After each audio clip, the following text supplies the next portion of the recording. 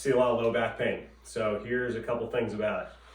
In your golf swing, the easiest fix, a lot of you strong guys who do a lot of squats, deadlifts, all taught to look up at the ceiling. You guys go in a big extended low back position like this. That's pretty much the first predeterminant for pain in the golf swing. So if you put this on your back and you see there's a huge window right in here, in there, that's the problem. So you see a gap, you can see the wall behind my back there. Sorry, I'm trying to get it visually. There you go, that's better. We need to close that gap. So now I'm in a flat position, way less likely to have any back pain versus being like that, butt out. So first thing, have somebody take a picture of your setup. You'll know right away if you're in that. If you struggle with that, take the club, take something, work on pelvic tilts, arch your back, tuck underneath, back and forth, like a cat cow or a cat camel, but you're standing up. If you get good at that, take the club away, see if you can do it without support, back and forth. The other thing I see is the inability to disassociate. So if I ask you to turn your shoulders, and I see people who can just turn their shoulders and their hips at the same time, I want you to practice just turning your shoulders, thinking about keeping your belt buckle or your belly button pointed straight ahead, rocking back and forth. If you're someone who struggles with that, put your butt up against the wall, all the way up against the wall. Try and do turns, see if you feel the pressure in each butt cheek shifting on the wall. What that'll look like, if you get here, is you shouldn't see any movement back here. Nothing happening. For those of you who struggle with it, you'll see something like that. So those two right away, being able to dissociate upper and lower body, and being able to get into a good position, pelvis, lumbar position, whatever you want to call it, those two are easy to predetermine if you're going to have back pain.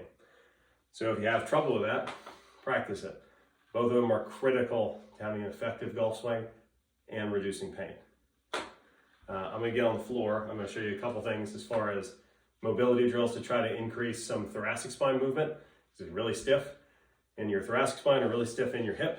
The only place in between that moves is your lumbar spine. So if we can get more mobility in the upper back or more mobility in the hips, it'll really help you out. So I'll meet you on the floor. All right, my two favorite mobility drills. First one for the upper back, you need a foam roller. It can be one of the short ones, it doesn't have to be a full length. You're gonna put it on the floor next to you. You're gonna take your opposite hand, reach underneath, this is called thread the needle. Visually, I think you'll see it better here. I'm trying to push my hand as far through as I can. Take some deep breaths here, try and get some rib cage expansion, pushing away, coming back up. So you see from this angle, hand is here, pushing away. Take some deep breaths, see if you can just nudge it further each time. Come back, obviously repeat that on the other side. I have it parallel with my spine here. Variation, put it at 45 degrees. Get a little further back so you can see it better. Instead of going underneath, now I'm going on top. Hand is on top. I'm pushing away. You should feel a big stretch through the lat here. Same thing, probably 5 deep breaths. Each time you exhale, see if you can give a little nudge to get a little further. Try and extend that lat as much as you can. Glute stretch or hip stretch here. Again, staying hands and knees. I'm going to try to get my left hip, the close one. I'm going to extend my foot all the way out. Take it across my body.